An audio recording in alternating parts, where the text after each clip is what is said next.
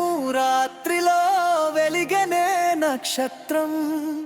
దైవపుత్రుడు భూమికి దిగి వచ్చే శుభక్షణం.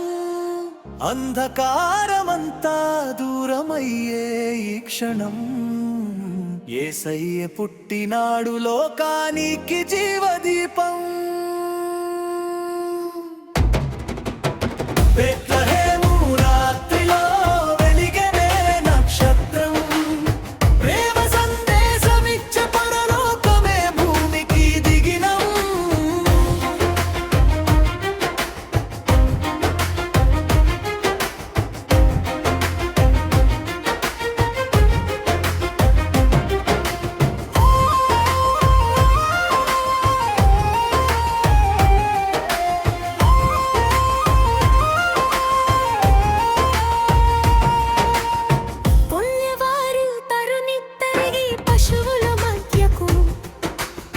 దూతల పాట విని తరలిరి, శిశువును చూడకు.